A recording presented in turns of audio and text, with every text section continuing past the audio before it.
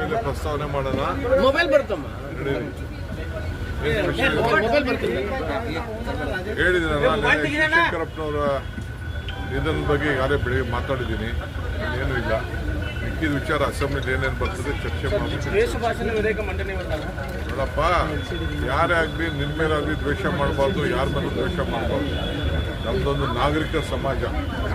ನಾಗರಿಕ ಸಮಾಜದಲ್ಲಿ ನಾವೆಲ್ಲ ನಮ್ಮ ಇಡ್ತಾ ಇಟ್ಕೊಂಡು ಯಾರು ಕೂಡ ದ್ವೇಷ ಮಾಡಿ ಗಲಾಟೆ ಮಾಡಿ ಕಾನೂನು ಸುವ್ಯವಸ್ಥೆ ಹಾಳು ಮಾಡಬಾರ್ದು. ಆ ದೃಷ್ಟಿಯಿಂದ ಇವತ್ತು ಈ ಕಾನೂನನ್ನು ತೆಗೆದುಕೊಂಡು ಬಂದಿದ್ದೇವೆ. ರಾಜ್ಯಕ್ಕೆ ಒಳ್ಳೆಯದು, ಸಮಾಜಕ್ಕೆ ಒಳ್ಳೆಯದು.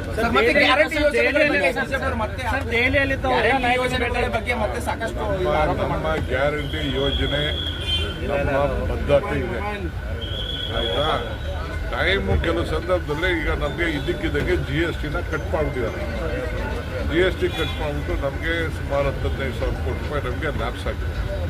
ಕೆಲವು ವಿಚಾರದಲ್ಲಿ ಕೆಲವು ವಿಳಂಬ ಆಗ್ಬೋದು. ನಾವೇನು ಮಾತು ಕೊಟ್ಟಿದ್ವಿ, 100 ಕೋಟಿ ರೂಪಾಯಿ ಕೊಟ್ಟಿದ್ದೀವಂತೆ, 1 ತಿಂಗಳು 2 ತಿಂಗಳು ಏನು ತೊಂದರೆ ಇಲ್ಲ, ಯಾರ್ದು ಏನಿಲ್ಲ. ಫಸ್ಟು BJPಯವರು ಅವ್ರು ಮಾತು ಕೊಟ್ಟಿದ್ರಲ್ಲ ಬೇರೆ ರಾಜ್ಯಗಳಲ್ಲಿ, ಅದನ್ನು ಫಸ್ಟು ಬಿಡುಗಡೆ ಮಾಡಿಸಿದೆ. ಅವರು ಮಾತಾಡಲಿ.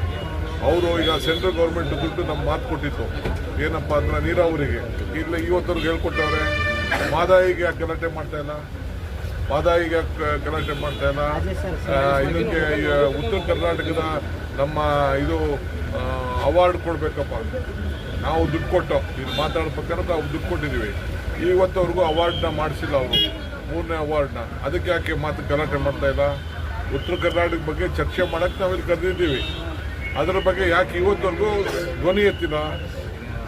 ಸೊ 5,300 ಕೋಟಿ ಬಗ್ಗೆ ಯಾಕಿಲ್ಲ ಧ್ವನಿ ಎತ್ತಿಲ್ಲ. ಫಸ್ಟು ಈ ಕೆಲಸ ಅವ್ರು ಮಾಡಲಿ, ಆಮೇಲೆ